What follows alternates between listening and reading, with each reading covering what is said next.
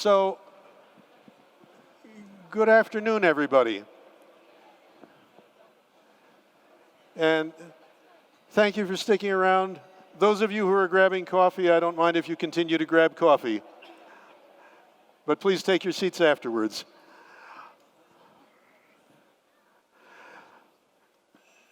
Good. So, this session is about, what is it about? Yeah, that's a good question. It's about AI, it's about robots, it's about platform workers. What future for European welfare states? It's a topic that Bruegel recently published a major study on, sponsored by the MasterCard Center for Inclusive Growth. Our managing director is also a fellow there. Professor Tyson is also a fellow there. And I'm among the authors of the study. So we have a very distinguished panel today. I'll be keeping my introductory remarks very brief in order not to take time away from these very senior panelists. So why are we worried about AI and robots and the future of work anyway? Well, what I think we've all heard, many of the panels today talked about an accelerating pace of technological change. Many things happening: artificial intelligence, big data, machine learning, Internet of Things, huge transformative changes in society. And the question that's been increasingly on the table is, what do these changes imply for the future of work? What do they imply for the future of European welfare states? One event that really got the discussion moving was a paper by Fry and Osborne. The first versions appeared in 2013. In it, they claimed that as much as 47% of the US workforce, of the jobs, would disappear in a small number of decades. Now, 47%, that raised a lot of eyebrows. However, many people have looked at this since, and hardly anybody today agrees with that figure. Most of the estimates look more in the 10% range, depends on who you talk to. And in fact, one very interesting piece of work done by one of my Bruegel colleagues, Yorios Petropoulos, found that those parts of Europe that had the highest density of robots actually have lower than average unemployment, which, if you think about it, makes sense. So there are some really wide open questions as to how much unemployment these technological changes are likely to drive. With that said, the one thing that pretty much everybody agrees with is that these changes are going to lead to big changes in the workplace, and that large number of jobs will be somehow affected, even if they don't necessarily disappear. And this raises many, many questions. Now, one related phenomenon is the growth of platform work, the growth of various forms of non-traditional employment. This is not an entirely new trend. In the literature, we see papers going back to the 1980s talking about increasing labor flexibility. It probably existed before then as well. And it essentially represented a move away from traditional full-time jobs into either non-traditional work, various kinds of new employment today where either multiple workers share one job or multiple jobs share one worker. It's not an entirely new phenomenon, but it's moving in at an unprecedented speed. And that, of course, has raised the salience of the discussion. So it raises many questions, and among them are, for these self-employed workers, for platform workers, for many of the non-traditional workers, what does this imply for their benefits? Where do they get their pensions? Where do they get their health insurance?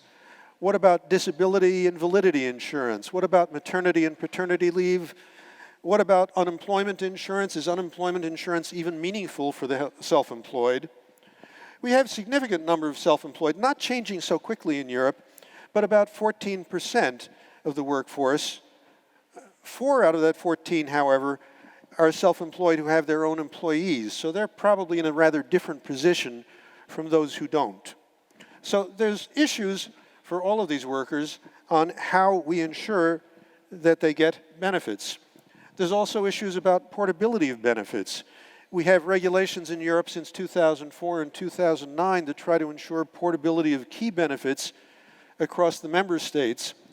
But like many aspects of social protection, those are geared towards traditional full-time employees.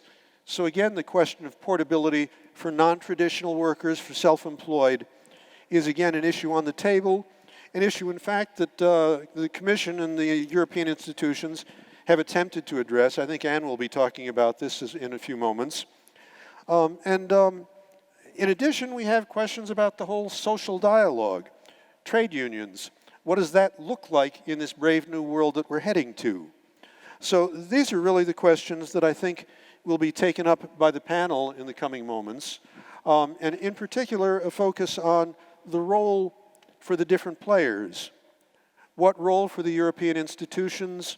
What role for the member states in a system where responsibility is largely but not exclusively with the member states? What role for trade unions and other social partners? What role for the firms? What role for the workers? And how does this look in other parts of the world? Professor Tyson, who is with us, has held senior US government positions and teaches in the United States. Interesting country these days. I'm American too, by birth. Me either, I didn't vote for him. So with that said, I'd like to start the discussion and hand off to our very talented panel. And our first speaker will be Mr. Alexander Stubb, European Investment Bank and former Prime Minister of Finland. And with that, over to you. Thank you very much, and good afternoon to everyone. I know acoustics are a little bit challenging here. I'll try to be as clear as possible. First, the usual caveat. I'm here in a personal capacity, so if I say something that makes sense, you should congratulate the EIB. If I say something stupid, just blame me. I'm also trying to be really savvy here in the beginning, so I'll be sometimes looking at my notes from here on the phone, just like my two teenage kids. But I'll reveal something to you. I just took a photo of the notes that I made in a very analog format. Now, what I'll do today, I've been allotted 10 minutes, is to try to give you a little introduction and then make 3 points. And then finally, in conclusion, give 5 recommendations to the upcoming Commission. Now, by way of introduction, I would make an argument without being too alarmist that artificial intelligence combined with robotization, combined with Internet of Things, and especially the combination of technology and biology will change 3 things fundamentally. Number 1, it'll change the way in which we work and the economy. Number 2, it will change politics and media. And number 3, it will change science and ultimately, I would argue, the future of mankind. Some of the changes are good, some of them are challenging, and some of them are bad. And I think one could say that if you look at the development of things linked to AI and robotization, in terms of the first, second, third, or fourth industrial revolution. And if this is the fourth industrial revolution, think of the magnitude of the first industrial revolution. What did that bring with it? Marxism. I think this is 100 times bigger. And we really don't know where all of this is going to take us. But I'll take you through the 3 points. Number 1, the way in which AI and robotization will change the economy and the way in which we work. And on every point, I'll give you a book recommendation. So book recommendation number 1 is McAfee and Brynjolfsson, The Second Machine Age. The basic argument there is that we will be changing the way in which we work. We will have platforms, we will have machines, and we will have crowds. Now, conventional wisdom says, as you did in your introduction, that this will destroy all work. And conventional wisdom also says that it'll mostly destroy blue-collar work. To be honest, I think this is rubbish. at any time we have an economic revolution, there will be a change in the way in which we work. And quite often there will be an increase in productivity. Someone will come back to me and say, but Alex, high tech is not increasing productivity, therefore we will lose jobs. I am much more worried about the discrepancy between human beings and the notion of inequality. I think that a lot of the white-collar, middle type of jobs will start withering away. Whether it's a lawyer, my wife is one, I can say this, whether it's an accountant, whether it's a radiologist, a lot of the service type of jobs will start being made, I think, in a better way by artificial intelligence. And when that happens, you're going to have a clear binary division between those people who are able to adapt and do the big stuff, and then those who move to more mundane type of services. And I'm not saying taking care of the elderly is mundane. I'm not saying that serving food is mundane. But the bottom line is that a lot of the middle class type of jobs that we used to have will go away. Am I making this with 100% certainty? No, because to be honest, none of us, no one knows what AI and robotization is going to do to jobs. My first big point here is that in the next 10, 15, 20 years, the key is going to be how do we take care of the transition? If you're an international liberal like me and you blame this change or digital revolution as the cause of Trump and Brexit, then you could make an argument that we haven't managed the transition so far very well. My second point is that it will change the way in which politics and media works. And believe me, having been in politics and a little bit under the scrutiny of the media, I would make the argument that it is already taking place. Remember, with the Arab Spring, we all believe that technology is going to be the big liberator. We are going to witness digital democracies. Everyone will convert. The end of history is upon us. And the technological means are going to help us to freedom, to openness, to understanding, to rationality. Well, one could make the argument that the reverse has also taken place. We've gone from digital democracies more towards digital dictatorships. And I'm not only talking about election meddling by Cambridge Analytica, but I am talking about the way in which technology is polarizing everything that we do. The best way I've heard it explained, and this is where I need my notes because I'm right in the process of listening to this book, is in a book by Jamie Bartlett, who wrote about people versus tech. And he used the Daniel Kahneman and Tversky slow and fast argument and said that democracy actually is made for system two, the slow contemplation, the compromise, the reflection. But actually, modern democracy is more going towards system one. You know, the quick decision making on social media. You have to react to everything, and everything you react to is usually quick and quite acrimonious. And I have a tendency to agree with that. Whereas technology has given us a lot of more information, also the capacity for us to siphon through that information, I think, is unfortunately quite limited. So I think the jury is still out about whether technology is actually helping us out as far as the democratic process is going on, or smacking us in the face. I can't give you an exact answer on that. I, for one, think that referenda are actually quite dangerous because they provide you with a binary decision, which is black or white. And life is a little bit more complicated than that. The problem with technology, the likes of Twitter, the likes of Facebook, it is that it becomes quite binary. And when algorithms start telling us that, our friends are here and there, we start getting the same information. So is this a good thing for public discourse? It is very difficult to be of a different opinion nowadays, isn't it? I'm scared to put stuff which is controversial on Twitter because I know that I'll be slammed by I don't know who, Breitbart or Russian trolls or, Brexit campaigners and so. Isn't that then an impediment on my freedom of speech and my democratic right to express myself? And this actually worries me. So we need to take care of this transition as well so that democracy doesn't go down with the baby bathwater. What do you want to read on this? Of course, you can go and read Why Democracies Die, or you can go and read all the books of Yuval Harari. They're somehow linked to this.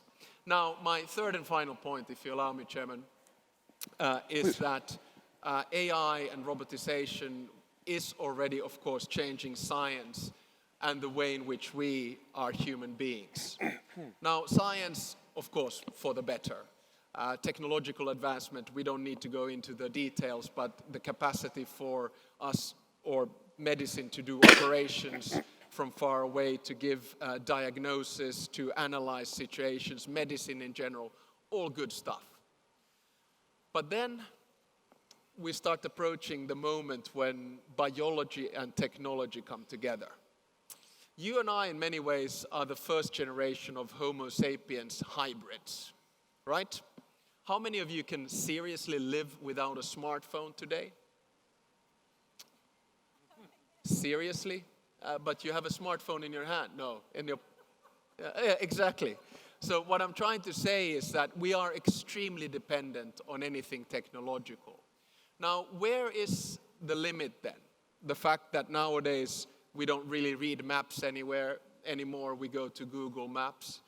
The fact that we get all of our music, all of our books, all of our audio books, information, email, and the rest of it in a digital form. That's great. What's the first thing you do when you wake up in the morning?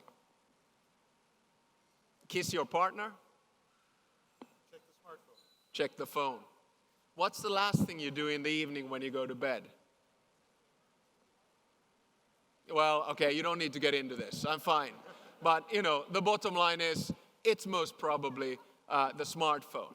Now, the smartphone is great. My kids, 18 and 15, they communicate with the rest of the world. They get information, they follow stuff, they have international friends. What do we do at home on the sofa? Do we discuss with each other? Quite often, we find ourselves on the smartphones. So while the virtual world becomes bigger, the actual physical world becomes a lot smaller.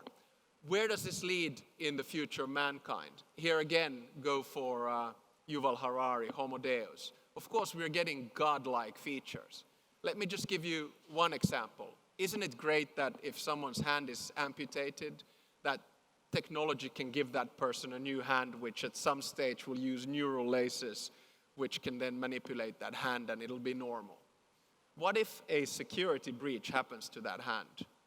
Someone bugs it in, I have a gun in my pocket, I take it out and start shooting you. Who is to blame? Whose fault? There will be a lot of talk about autonomous vehicles. 1.3 million people die of traffic accidents per annum. Autonomous vehicles are great. My dad is 84, he's a good driver, but when he's 94, I'd much rather him, sit in an electric vehicle which drives him around. But the bottom line is, where is the limit? And I do think that we need an ethical code and an ethical standard for this. And this brings me to my conclusion and my recommendations, which I, in an extremely savvy fashion, take from my smartphone.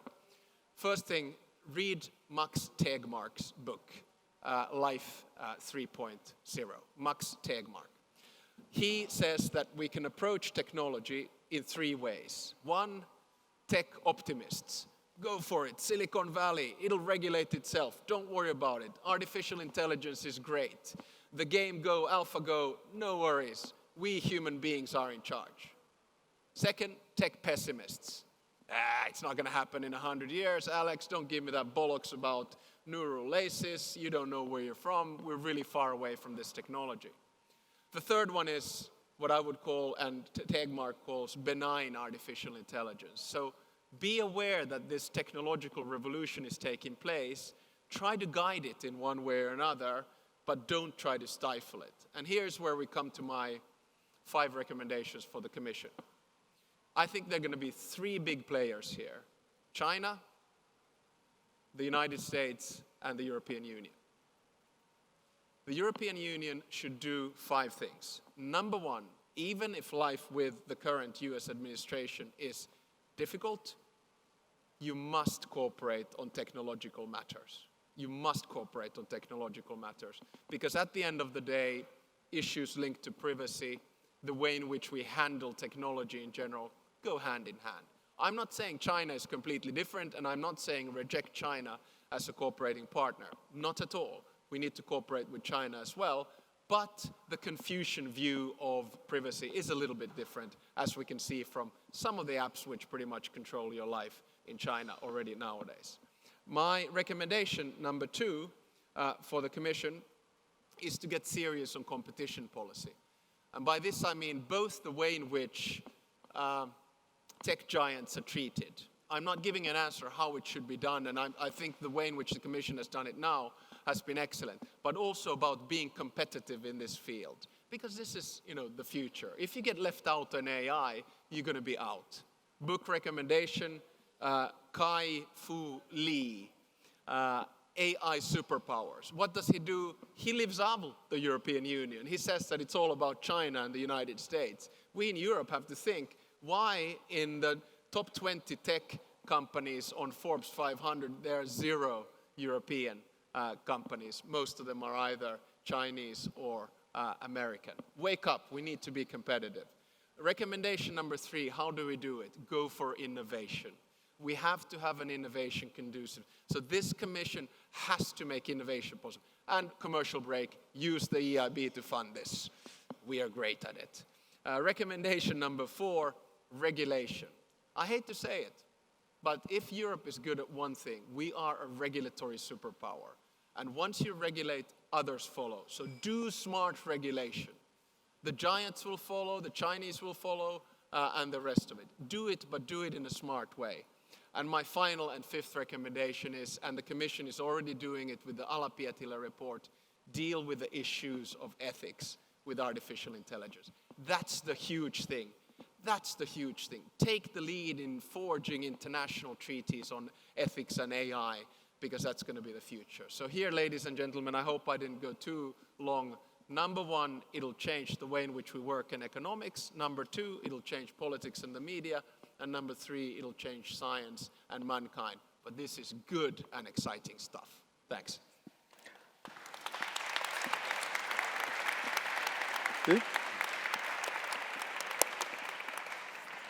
Well, thank you very, very much, Mr. Stubb, for a rousing introduction, which I was pretty sure you would be providing. So much thanks for that. And with that, having gone to 1, 2, and 3, let's go to 4, which has a little more to do with work. And with that, I'd like to hand over to Ann Mettler. She's the head of the European Political Strategy Center, and she'll be telling us a bit about the European Social Pillar and some of the related legislative initiatives. So with that, over to you. Excellent. Thank you so much. Oh, and 10 to 12 minutes, please. Yes, okay. Thank you so much, and a great pleasure to be here with you today. Like Alex, I also have sort of a disclaimer, namely that I don't purport to speak for the European Commission necessarily. I just wanted to share with you a little bit today how I have viewed the issues that we're discussing here today from the vantage point that I've had in the last couple of years. Because when we came in 2014, it was very clear that social issues were going to be a top priority of my president. And already back then, I would say that there was a strong feeling in society of sort of social dislocation and dissatisfaction. Partly because it was in the immediate aftermath of the financial crisis, so there was still very much sort of that feeling in society. But of course, we wanted to take action, but without sort of threatening the recovery that Europe was undergoing. So it was a little bit, I mean, it needed a lot of reflection and also stock taking about everything that was going on, and we needed to try to understand it better. So regarding the stock taking, I mean, the first thing we understood, and it sounds like a no-brainer, but nonetheless, I mean, the very notion of what constituted a job was changing. So the traditional 9-to-5 job was no longer necessarily the reality that a lot of people faced. And what had replaced it to some extent is what some people call sort of the Hollywood model of the economy, so that teams could assemble and that jobs could sort of be sliced into different parts, and then people would come together, they would deliver a project, and then everyone would sort of go their different ways. And what that meant is that you wouldn't necessarily even have to live where you worked anymore, and this online collaboration was all of a sudden becoming a reality in the world of work in ways that I think was difficult to anticipate. So major changes underway in what constituted a job. The other thing we understood was that skills were profoundly changing, and that digital skills were becoming more and more important. Even for now very mundane jobs, people all of a sudden had to have at least basic digital skills. We saw that especially when it came to routine manual skills, that those were precisely the skills that were less in demand, and that non-routine interactive skills saw a huge increase in demand. But how do you respond to that? So major changes underway, and I remember at the time when we were about to launch the new skills strategy, we invited Andreas Schleicher from the OECD. He's the director for education at the OECD, and also the brilliant mind behind the PISA study.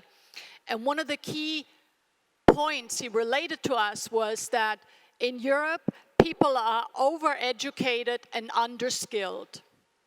And from a public policy perspective, this has a lot of ramifications, namely that a lot of the way people acquire skills happen early in life through formal ways, and that we have neglected. Even though we talk a lot about lifelong learning, the reality is that those people that need it the most get the least lifelong learning. So there were major issues that needed to be addressed. The third thing we understood is that contracts were changing. Part-time and temporary work had grown much faster than sort of permanent contracts. So all employment grew between 10% between 2000 and 2017, but part-time and temporary work grew 3 times as much. So 36% for part-time work and 30% for temporary. So again, this is, I mean, from a public policy perspective, really causes a major reflection. And lastly, we also understood that the role of the self-employed was changing. So traditionally, when you thought of self-employed, you either thought of people who own big companies or so, or you thought of lawyers, doctors, architects. But all of a sudden, more people in low value-added type work all of a sudden were classified as self-employed. So it really necessitated a little bit of review of what constitutes self-employment. And one of the important distinctions that, in my opinion, needs to be made is between self-employed with employees and self-employed without employees. So if you look at the European workforce, 14% are classified as self-employed. But of the 14%, only 4% actually employ others. That means that 10% of the self-employed employ themselves. So these are precisely the people that oftentimes fell through the social, sort of through the cracks of the social system. And because they are self-employed, by definition, they are not as well organized as others. So these were oftentimes issues that we didn't pay enough attention to. So again, going back from a public policy perspective, I think some of the key challenges we were facing was really, how do we sustain the recovery while then also tackling some of these social frictions that we were observing? And how could we modernize the systems that underpin social welfare provision when, I mean, let's be very clear, these systems that we build up, they were mostly built up in the post-World War II era, in the industrial age, where for the most part, it was white male workers in industry. I mean, it wasn't really equipped to deal with many of the challenges that we were facing these days. So there was a feeling that we need to help the welfare state to modernize and to come up to sort of speed with some of these major changes that were underway. Sort of more philosophically, the challenge that I would always give to my team, I'd always say, how do we prepare people for jobs that don't yet exist and for skills that we don't yet know that we will need? And that's a tall order. This is very, very difficult to do. So one of the key deliverables, therefore, of this mandate was the European Pillar of Social Rights. And I think one of the overriding purposes, at least for me, was to sort of acknowledge to citizens that we were concerned about their social welfare, that we did understand that major changes were underway, and that a lot of people were scared and didn't know what this was leading to, and that we wanted to really reaffirm our commitment to social welfare and to the social system that I think Europe is rightly proud of. It's very much part and parcel of the European system. So I think it was very important at the time that this sort of recommitment to the social welfare state took place at the highest level, i.e. at the level of a European head of government. And they convened, of course, some of you may recall, in Göteborg in Sweden in November 2017 to sign the social pillar. And that was really, I mean, I was there, and it was a very moving feeling that, that the leaders came together and they really discussed in a very open manner some of these challenges that I just described. But let me just point to two features in the Pillar of Social Rights that I think are important. Firstly, expanding the coverage.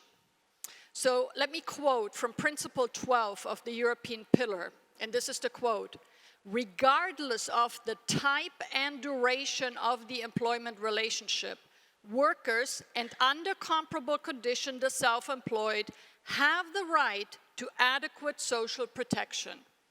I repeat, regardless of the type and duration. This is a big change because hitherto it was mostly those with permanent contracts that really had most of the social protection. So expanding this coverage that is part of the European Pillar was very, very important.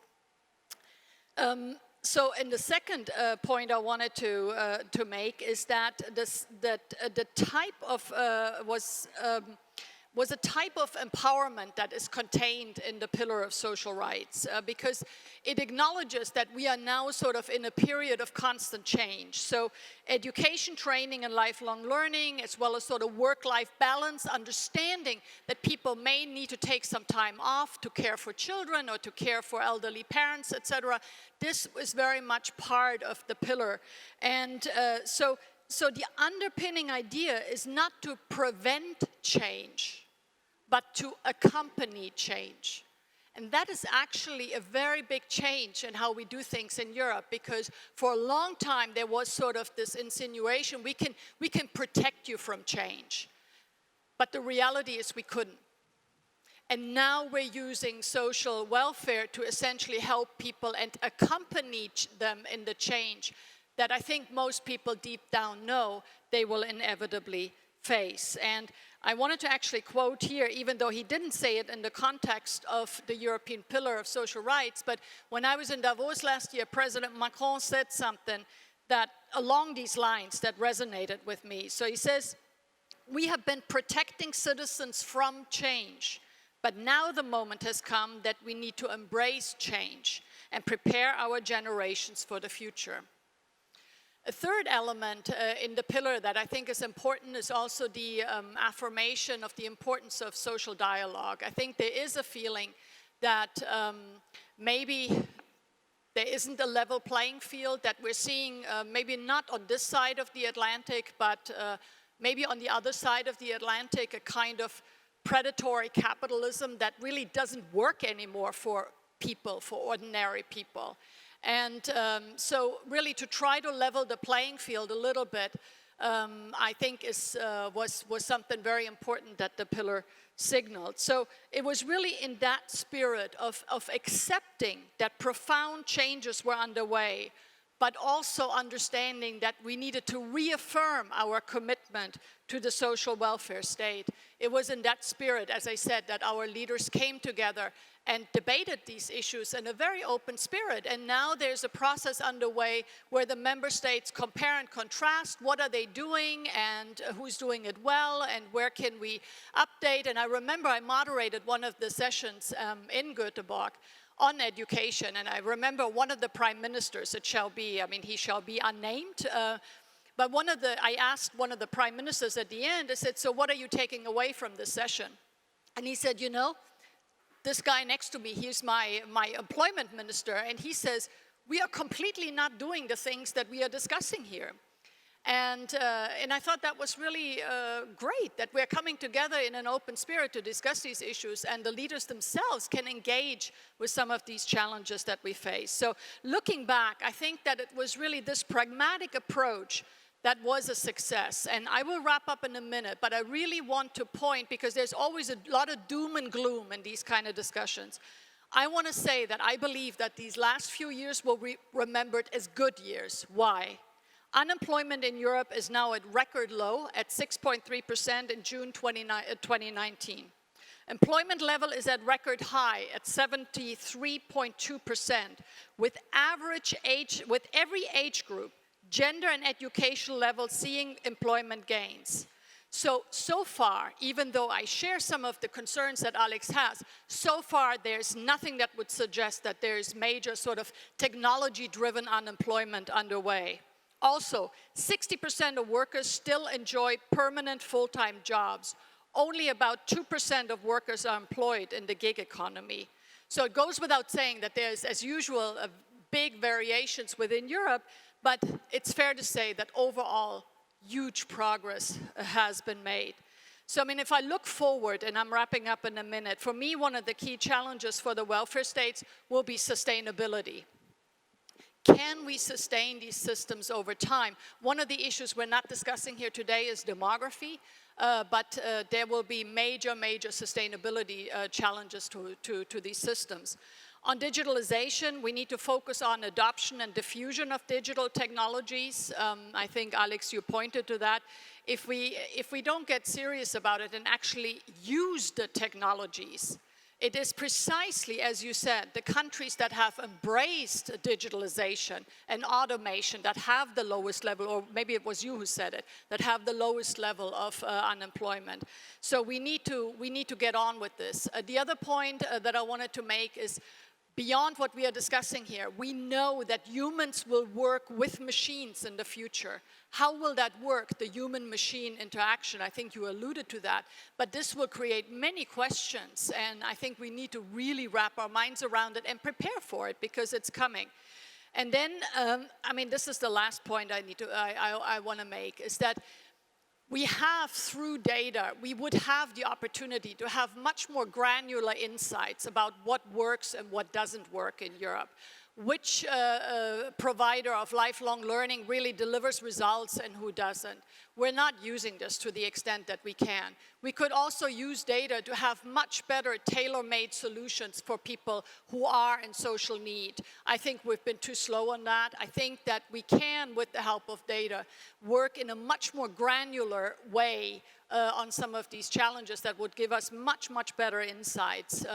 And the very last thing I would say, as a middle-aged woman, for anyone who looks to the future with great trepidation, I grew up in Germany in a small town in the 1970s. I thought, I was sure that I was going to be a housewife before too long. Everything was just made for middle-aged white men, sort of in industrial jobs or some kind of office job. I do not look back to that time with a tear in my eye. I thought for sure, I could not have ever imagined the opportunities that I had. And at least every woman in this room please don't forget how far we have come and how far we have fought to be here today. So take nothing for granted. I don't look back at the 1970s industrial age with, sort of reminiscing about how great the times were, because I can assure you they were not. So we've come a long way. I've had opportunities that my mother could have never dreamt about. So let's look to the future. Let's shape the future. Let's build it the way we want to, according to the principles that we have. But let's not sort of engage in this anxiety and how terrible the future of work will be, because it's very much up to us. Public policy can shape this. And this is the spirit that I want to just close my remarks with.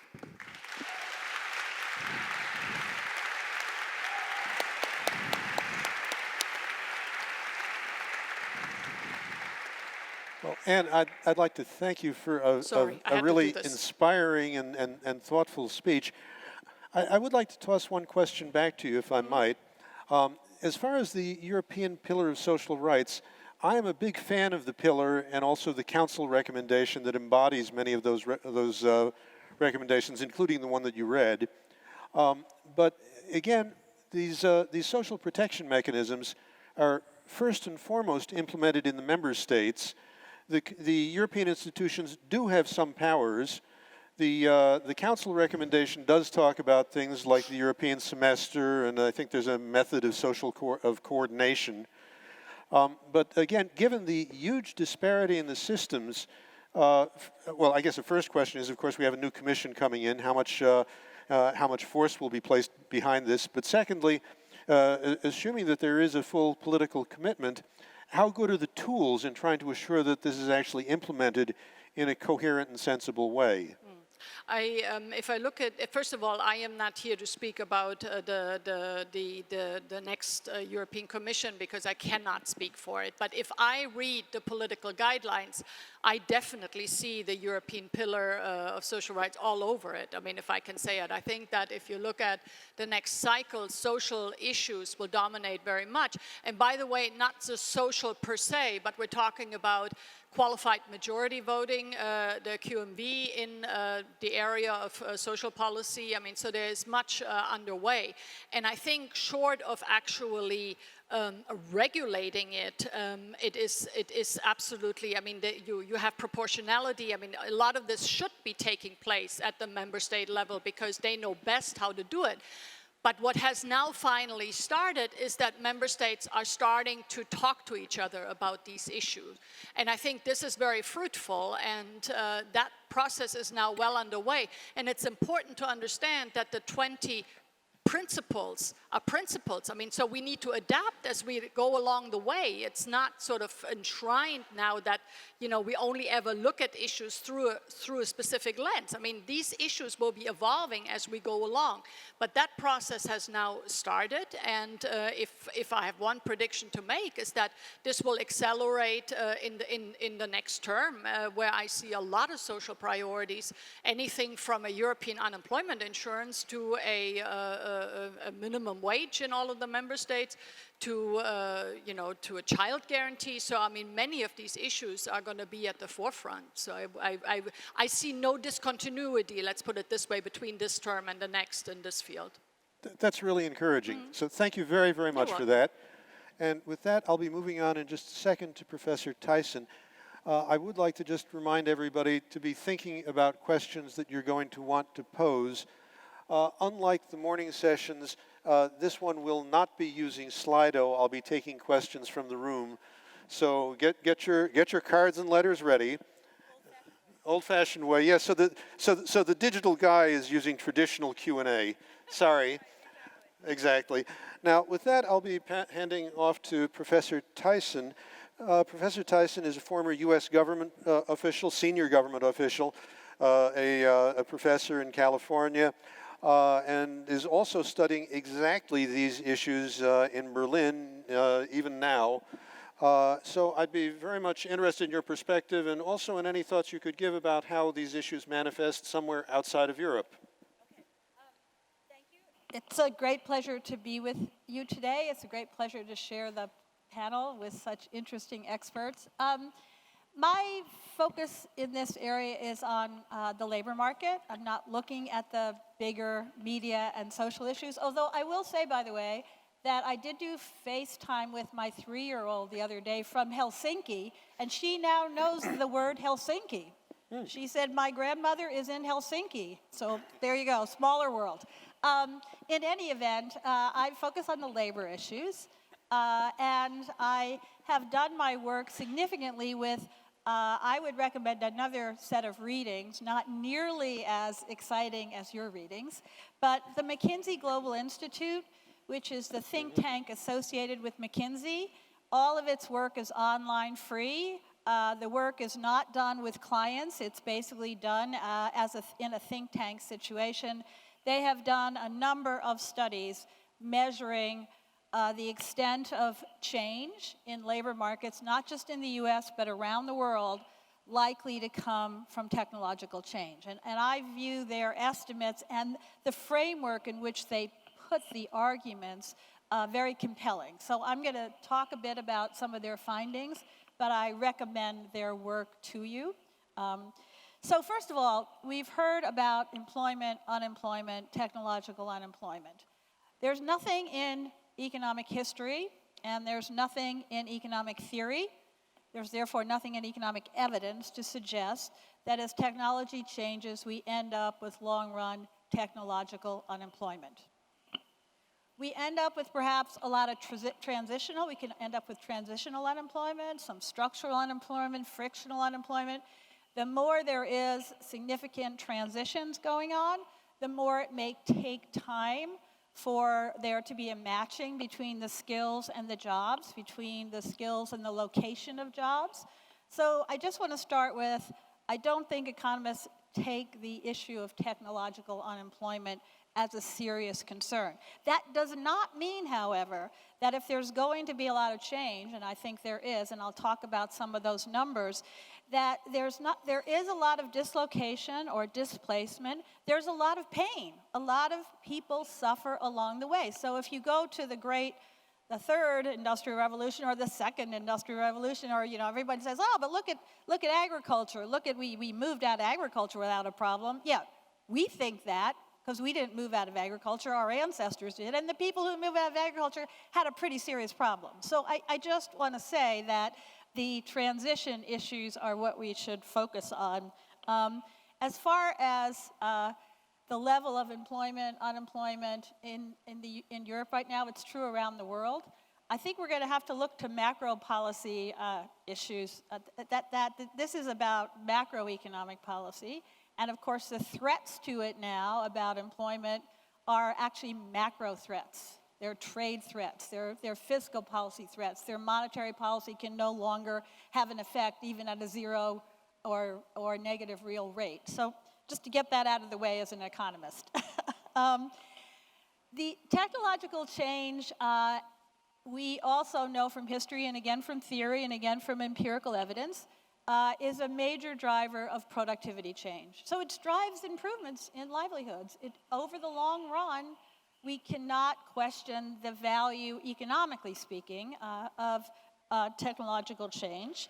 A recent study by David Autor, another well-known economist in this space, at Solomons, found they looked for 35 years over all of the advanced industrial countries, and their conclusion was that productivity growth has made a small employment contribution. So there's no trade-off over a 35-year period between technological change, productivity gains, and employment levels, okay? And that's a very carefully done study, and again, it's not as exciting as some of the books you recommended, but it's a pretty good study, and I would recommend it. Now, the challenges we face are, first of all, speed and scale of the technological automation in the workplace we are now going through. It's happening fast, and it's happening at scale. So my McKinsey colleagues estimate, relative to previous industrial or technological revolutions, 10 times as fast, 10 times, and 300 times as broad. Okay? That's 3,000 times the impact. Okay, so I had to, part of my getting involved in this was a little bit coming from a World Economic Forum lunch a few years ago, where the technologists were talking about how fast this is all moving and saying, God, there are all these productivity benefits out there. It's going to be just fantastic. And by the way, someone looked at me, I'm sitting in the back of the room taking notes, and said, okay, let's ask a former policymaker, can you change policy fast enough to keep up with this? And I said, I don't think so. I don't think so. Maybe in the attempt to get a new social contract really fast, instead we get social disruptions, political disorder. We don't get a nice, smooth, quick social contract. So it's happening fast, it's happening broadly, and it's happening at the same time unevenly. So different implications for different places. The McKinsey group just did an update of some of their studies looking at the amount of displacement projected between now and 2030 and the amount of job growth projected between now and 2030. This continues on their economy-wide studies. They did it for the US. Bad news here, okay? The high-tech centers and the growth urban centers are where the job growth is going to occur. It is not going to occur in the countryside. It's not going to go back to the distressed cities. This is their projection. But I just want to say that the regional pattern of this dislocation could actually be very uneven. And I know I just saw a map from the German Ministry of Labor pointing out exactly the same thing for Germany. So they're very worried about, okay, where are the jobs disappearing because of technology? Where are they appearing? Not the same place, not the same place. So we have uneven dislocation by skills, by occupations, by place, by gender, One of the things about the technological revolution we're going through is I think there's widespread agreement that is what we call skill biased. It's complementing certain kinds of skills and it's eliminating, making redundant other kinds of skills. So the first piece of bad news here is that so far the evidence from the past, and this is all speeding up now, but from the past, would say the most at-risk jobs are middle skill, cognitive, manual, and routine, manual, and routine cognitive. Men disproportionately hold routine manual, and they went through this first, particularly in the United States. And if you look at the decimation of some of the parts of the US economy and what happened to the workforce there, men who had less than a secondary education, didn't even finish high school, they used to have manual jobs that were routine, or they could be trained up to them, that were pretty good jobs. And those jobs have significantly disappeared. The place where robots have made the greatest incursion in the US and in Europe, and in Germany in particular, I've been looking at, is manufacturing, and particularly auto manufacturing. So the other set of jobs where you think, okay, where are women sitting? Routine cognitive. Those are clerical, those are data collection, those are administrative support systems which can be done. You know, if you can carry your personal assistant around on a plane, on a plane in a phone, end of your personal assistant, right? So there are gender implications to dislocations, skill implications, there are place implications. So there is a long-run concern, not the technological unemployment concern, that I think is not paid enough attention to in the discussion. And that is, I call it livelihoods. Suppose what happens here is the technology displaces a lot of the middle, as it has been doing. It drives some people to the top, towards the top. That's the skill bias to the top. You need the skills to work with the technology. But it drives a lot of people downward. Particularly, this is a new study by David Otor showing in the US very clearly, if you look at the direction of change, do you slip into a worse job or do you get to go to a better job? Significantly depends upon whether you have a secondary education or not. Significantly depends upon that. So I don't know if we're over educating or undereducating, but I will say that basically your likelihood, your job may be disrupted. You're sitting in the middle. Will you get disruption which helps you to get up, or disruption which helps you go down? And education seems to be a big determinant of that. So I worry about the wage effects or the livelihood effects. Okay, so suppose we have jobs for people, but they're just not that good in terms of protections, in terms of wages. Do we need a higher minimum wage? You know, Germany a few years ago went to a minimum wage for the first time as they saw their service sector increasing, as they saw that the organized firms doing more and more outsourcing. They actually had to support the wage in that other part of the economy. So I just think about, as we look at transitions, think about the wage effects. Now, let me just give you some, I think that if I read a few of the McKinsey numbers, which are for the US, but they're very representative of Germany, I know because I've done the comparison, it'll give you some idea of the scale. So the McKinsey studies all say the following: with currently available technologies, currently available, I'm not imagining any new development in AI or anything else, between 2016 and 2030, what can we expect? What can we expect? So first of all, half of the occupations have the potential to have some of the tasks be automated. So Fry's mistake was, he got it right that half of the occupations will be affected. He got it wrong that those occupations the effect is on the tasks within the occupations. It's not on the elimination or the automation away of the occupations. But about half of occupations have some potential to be automated. Less than 5%, not a big number, consist of tasks that are 100% automatable. So right now, it's not a big problem right now. But, depends on how you define big. About 60% of occupations have at least 30% of tasks that right now can be automated.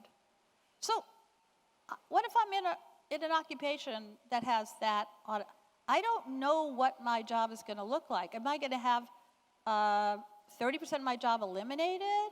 Are there just going to be fewer of those jobs because the part that's not automated will show up with some workers, and the part that is automated will show up with... Nobody kind of knows what that means. That actually is a large number. 60% of occupations have 30% of their tasks that could be automated right now. The most susceptible are routine physical and routine cognitive. I've already mentioned that. How about sectors? Where do most people work? Forget occupations for a minute. Where do they work? Accommodation and food. Big, low skill, low income, low wage, big employer sector. Accommodation and skills. Manufacturing. Well, I already mentioned that. That's very serious. Transport and warehousing, retail and wholesale trade. When you put these things together, these are really big parts of employment in the United States and in other advanced industrial countries. What about, if I go to tasks for a minute, routine cognitive, collecting data, processing data. Those are really dangerous tasks to be good at right now. Routine manual is predictable physical. That is basically manufacturing jobs. In the US right now, about more than half of all of the working hours occur in these most susceptible kinds of activities. More than half, okay? So I think that suggests that a lot of people are susceptible to a change in their tasks.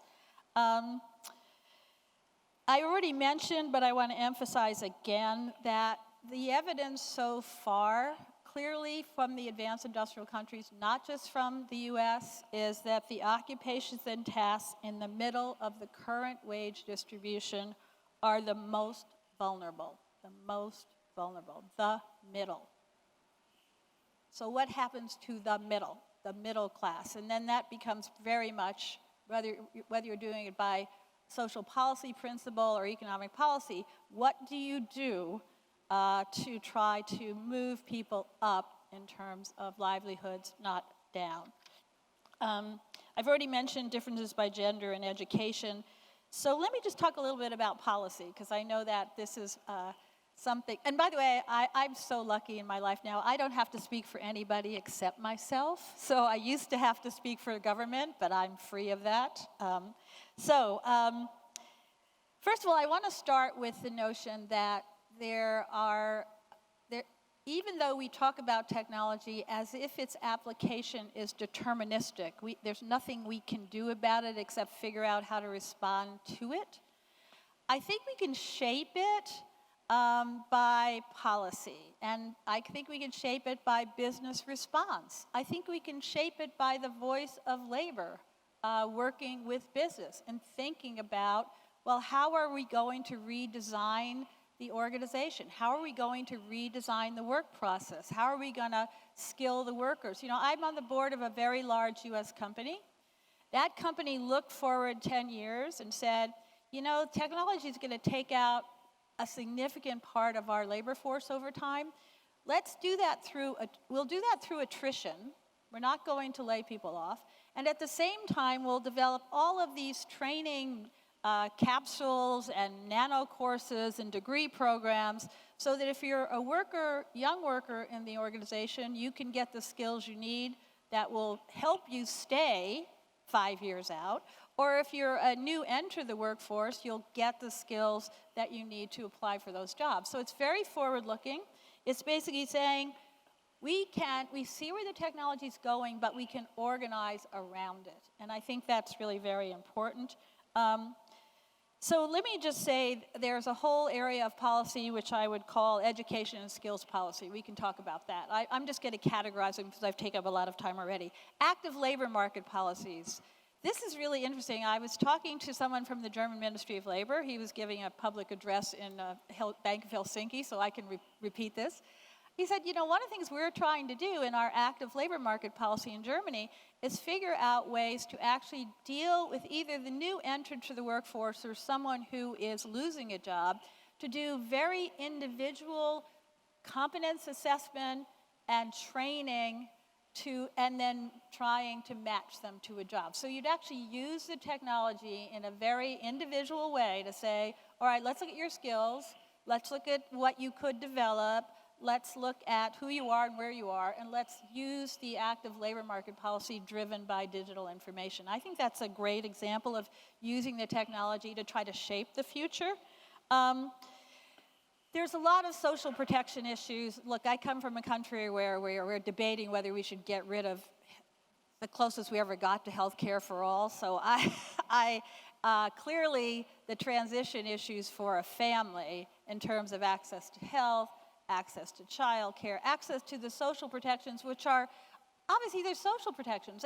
They shouldn't come from your employment status. They should come from society's attachment of those protections to you.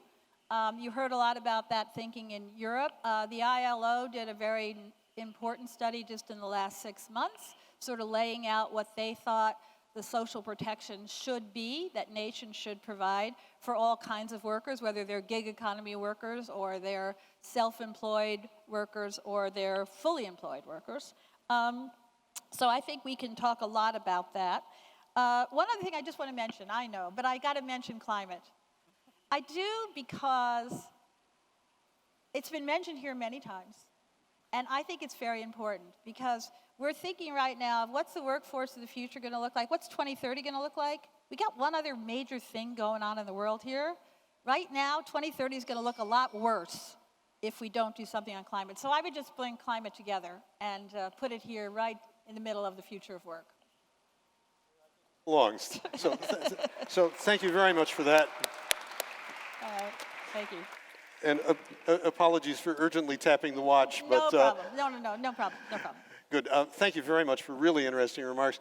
Now, I'd like to hand over next to Jamie Heywood. Jamie is the Regional General Manager for UK, Northern and Eastern Europe for Uber. Uber has, of course, been something of a poster child for some of the issues here. And actually, one thing I'd particularly welcome, I know you folks have sponsored a lot of research about how your workers operate. In the past, workers might change jobs every few years. My understanding is that your drivers might change jobs every few hours, that some of them spend part of the day working for you and part of the day perhaps as part-time. They may change every few minutes. Wow. Okay, That's the nature of work. Yeah, so that has implications for how, for example, benefits total up across different forms of work. It certainly comes very much back to the issues that Anne was raising. So again, I'd appreciate understanding from someone who's a little closer to how the issues actually play out in real life, how this plays out. Thank you, Scott. I do feel when I read the sort of the ground we were hoping to cover, which is AI, robotics, and the future of work, I thought it was a very big canvas. I'm very conscious it's been painted on very ably by 3 people previously. So I will try and add some different perspectives to try and maybe provide a little bit of color in the as yet uncovered bit. It is, and so I think the two things that maybe I can cover that haven't been addressed to date is maybe a little bit of the perspective from a company and individual basis, and secondly the nature of the gig economy and the role of the platform economy in some of this technological change. So I think that the first thing to say is obviously everyone, we would all be unanimous in saying technology is going to drive huge change in the nature of work. I think the nature of the change for independent workers enabled through the gig economy is slightly different to, for example, the nature of change for those impacted by robotics, AI, neural networks. And specifically, it's because it allows different allocations of the way tasks are brought together. So it goes back to, the famous Kenneth Arrow paper, which talked about why do firms exist, and it's basically to reduce transaction costs. Now, as technology reduces transaction costs, that allows work to be rearranged in different ways, and that in turn impacts the nature of the relationship between companies and the individuals doing the work. And so one aspect of the change which has been enabled by technology, but is not preordained by technology, because I think the key thing is what societies want technology to do, is the creation of the gig economy and independent work within the gig economy. I think it's worth starting also by saying that probably in terms of column inches, it is overrepresented as a share of the employment discussion relative to actually the proportion of work being done by gig economy workers. So globally, according to the World Bank, about 0.5% of global workers are within the gig economy. I think the numbers previously within the EU was 2%. So we're talking about a very small proportion of current work. And I think it's also therefore important to say that from Uber's perspective, we're not evangelical about this. We're not saying this is the right work for everyone. We're saying we believe that at a time of change, at a time of technological change, there are benefits for both countries in building flexibility into their employment systems, and there's also benefits for individuals in building flexibility into the way they live their lives and the way they work. So Scott was mentioning some work that we did with some academic institutions where at Uber we shared all of our driver data for London. So that's the earnings data, the hours data, and also sufficient detail that the academics could contact and talk to some of the workers with 2 academics from Oxford University. And I just want to say 3 things that were in their conclusion. The report is public, so everyone is welcome to look after it. The first thing they said was that 90% of drivers chose to work on Uber and therefore by extension, I think, other gig economy platforms because of the flexibility it gave them, because of the flexibility it gave them to balance the ability to earn money with the ability to balance other life requirements. The second thing they said was 85% of the workers had previously been in full-time work, and that in order to return to full-time work, they would expect a 35% wage premium per hour, or to earn 35% more per hour.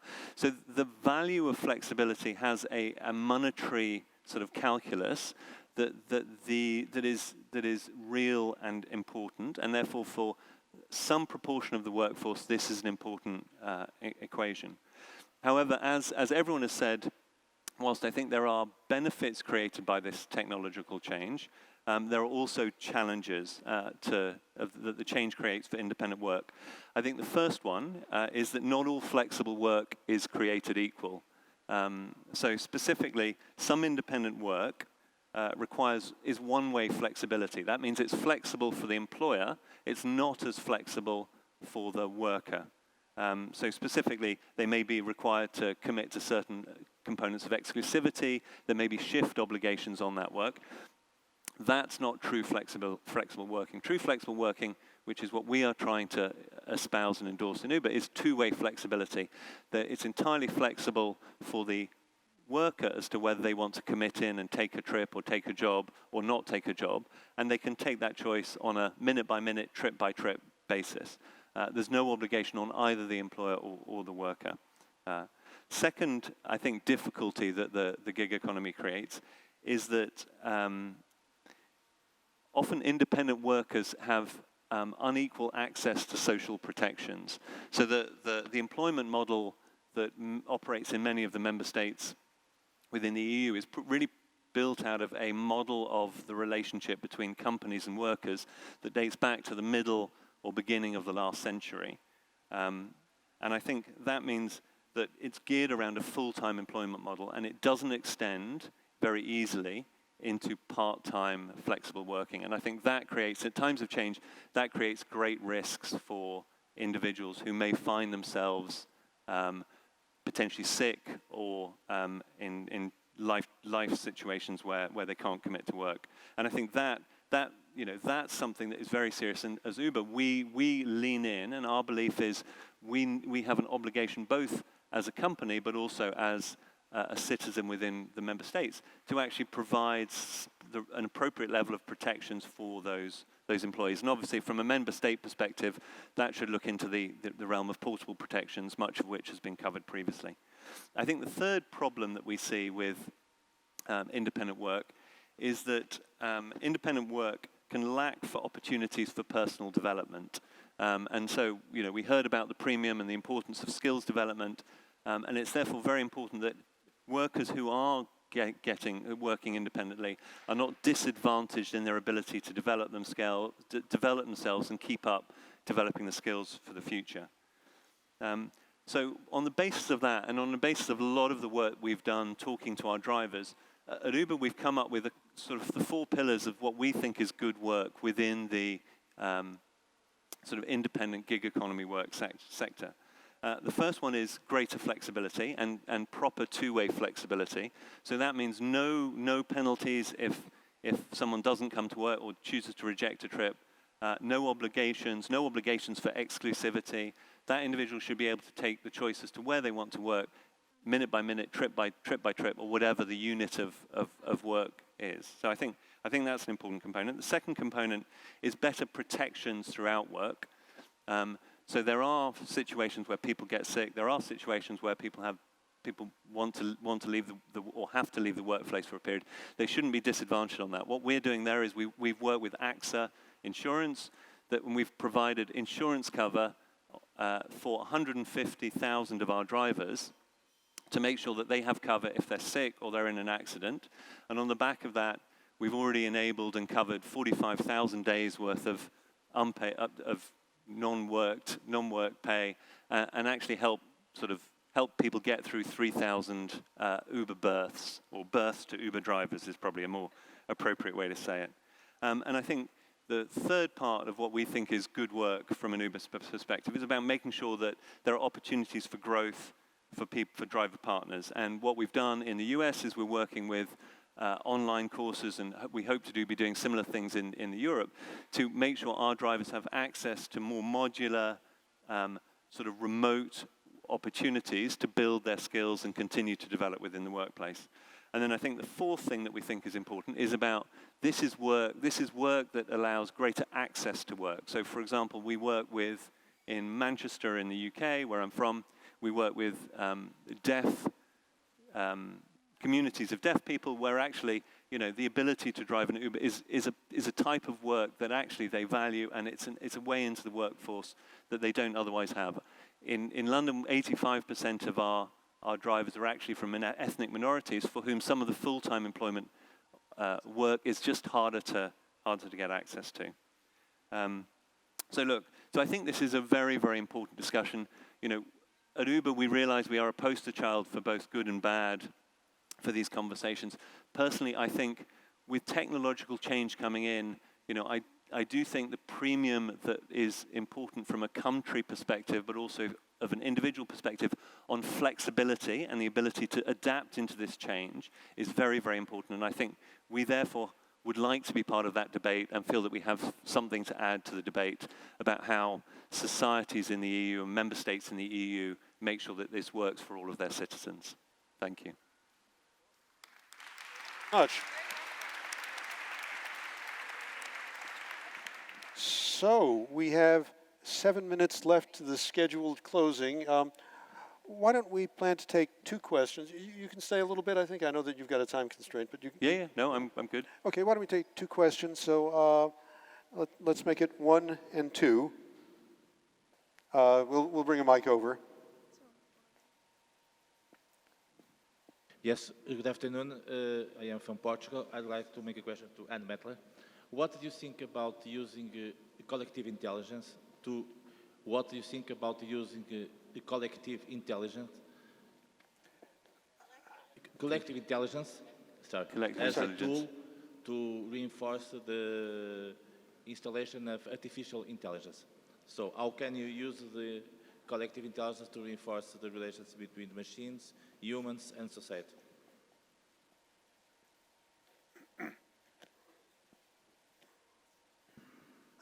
I would like to suggest the new research that has been done at the Massachusetts Institute of Technology, and this research suggests that the fourth industrial revolution is different compared to previous revolution, because in the previous revolutions, what you basically saw is that the amount of jobs that were distracted by the technology, at the same pace, new jobs were created.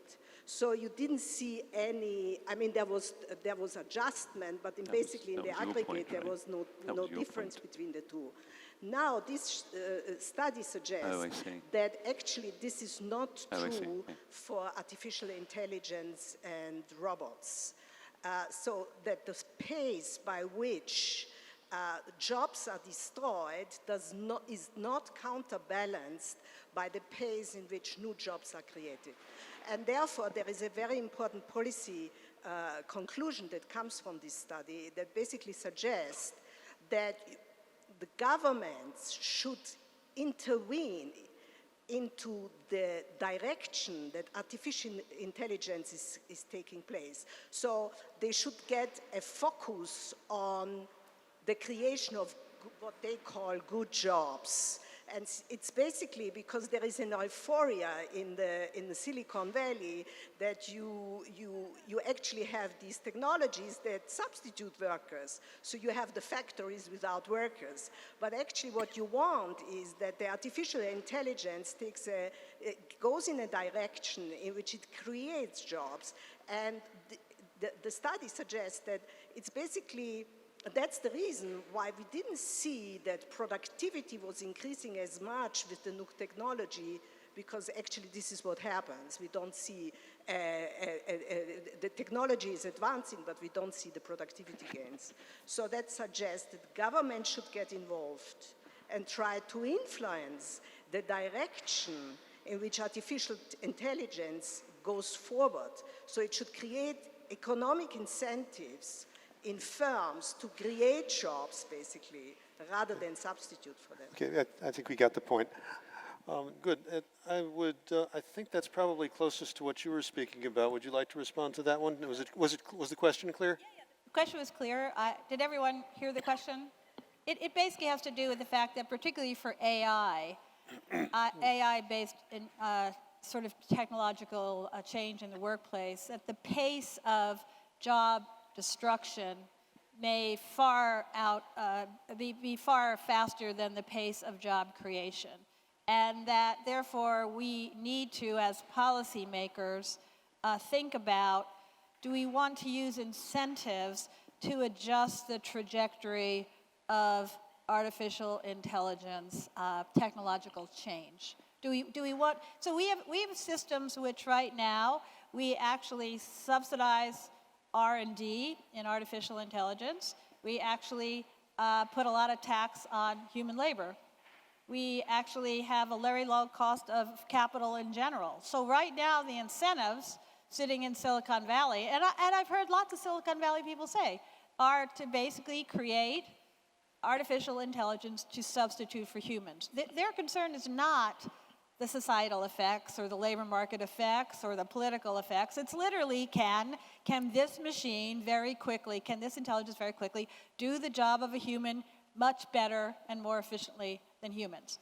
And I think it's a fair point to say that if we look at our whole systems now, there is a lot of support, incentives in the system to encourage exactly that kind of technological trajectory. Maybe we can adjust it a little bit. So I have a lot of sympathy for that thinking, is what I would say. Okay, did anybody else have something to add on those two questions? The mic, Portugal, thank you for your very good question. I think it's actually a very good one, namely to think a little bit about not just AI that is sort of dropped on us, but to think how can we use our collective intelligence? Because what are we talking about? Artificial intelligence. We're not just talking about using AI for a new consumer gadget, right? We're talking about what would people actually want from this AI. And I would argue that if you used collective intelligence, people would want it to solve some of the big, difficult challenges, be it climate change, be it urbanization, be it so many of the challenges that we face. And this is exactly where Europe must lead. But let me also say, in response to the second question, we will only lead if we don't just have this horrific sort of vision of technology and the future of work, but rather say, I mean, for me it's very obvious that those countries that will be slowest to adapt to some of these new realities, they will see the biggest job losses. I think some argument that you will, maybe lose more jobs than you will gain, therefore you should hold back technology, I think is a very dangerous argument. And I think we should, as I said before, prioritize adoption and diffusion of technology, but do it according to our rules and principles and values. Let me say that on AI specifically, we're making a bold bet. I mean, you already talked about it, Alex, around ethical AI. So Europe is saying, we don't really like what we're seeing in this bifurcated world coming out of China, coming out of the United States. We want to go another way around ethical AI. I support it, but I want to say that if we want to do it, we need to be sure that we create the demand for these kind of services, that we create the markets for these kind of services, and that we create some of our own corporate players. Because otherwise this will not work. And I hope that this will be part and parcel of the discussion, because we've seen with the GDPR, we can do the regulation, but then if we don't have the companies to show for it, then we're falling short. So we need to really think it through, the whole value chain, and not just around the regulation, but about creating the demand, creating the demands, creating some of our own corporate players, because I think it's absolutely necessary if Europe does want to go that third way in digital development.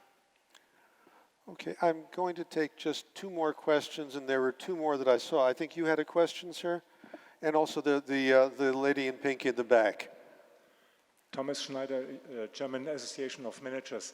My question refers to Mr. Stubb, as the former Prime Minister of Finland. One of the answers to the threat of artificial intelligence, robotics, was to provide the model of unconditional income.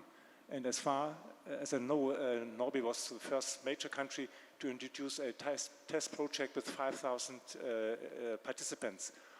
Could you give us some ideas how the project has been fared so far? And is it being continued? What are the lessons learned of it? Okay, we'll take the other question first. Jumana Salihin from Commodities Research Unit. My question was about the impact of technology on gaining skills. So technology and training online can actually help us with skills. So we talked about being overeducated but underskilled, but I think technology can also help build skills. Thank you. Those are both very good points. I think the question on Finland is especially to you. Yeah, those who didn't hear the question was about basic income, and in Finland, I think we started in 2015. I was finance minister at the time, and I think the sample was about 2,500 people. The answer is very much the jury is still out. And the sample was a little bit probably too random to give an indication of whether it works or not. It's the kind of a mass scale thing. You can do a pilot on it to get a feeling. And of course, the way in which it was reported then was that some people thought it was great, and they got employed and they used the money otherwise, and then others just basically laid low and didn't get a job. So the jury's out. What I find interesting with basic income, 2 final points on that. The first one is that, you actually have a lot of, and I'm exaggerating, raving market liberal capitalists who think it's a great thing. And then at the same time, you have a whole bunch of raving left-wing socialists who think it's the great thing. And both for completely different reasons. I think we do have to be very flexible in the way in which we do this transition, whether it's about losing the jobs or transforming the jobs. And I think basic income actually could be one of the solutions. My big fear in all of this, as I'm looking at this as a political scientist, is very much the Yuval Harari thesis that we are potentially in the process of creating a useless class, which is not politically relevant or economically relevant. I don't buy that argument, but if there's anything that can prevent that, I think basic income is. I come from a country with a very strong social security system, which I think is great. Having said that, it's one of the most complicated ones. And when you start siphoning out, you have 100 different sources of social security. And I think to have just one, which is basic income, would actually clarify things. Yeah, my understanding, by the way, correct me if I'm wrong, but what I hear from some of my researcher friends in Finland was that the actual plan done in the experiment effectively substituted certain benefits that were conditional for other benefits that were unconditional, Yes. but didn't actually change the level of benefits. That was the basic idea. It was a little bit more complicated than that, but put it this way, you need to do it on mass scale to get the right answers. Okay, were there responses to the question about skills? On education, I would just say that I actually used a couple of examples in my own remarks. I completely agree that the digital technology does allow for all new forms of education. You heard about it, what Uber's doing for its drivers. So I'll say one funny thing about this. It might actually create more jobs in the education space. If you look at McKinsey's projections about where job growth will occur, health is one area, care is one area, education is one area. So we're likely to see more people. I will say, though, education in many societies is largely funded by the public sector, and the wages aren't that attractive. So I view this as kind of like, oh, interesting, this is going to be interesting, an important area, health care and education, where the public sector is a major employer and a major determiner of the income levels that those workers get. So we'll see what happens. Well, with that, we're about 5 minutes into break time. I think this is the right time to wrap up the panel. It has been for me a real honor to chair this quite wonderful panel. I would appreciate a big hand.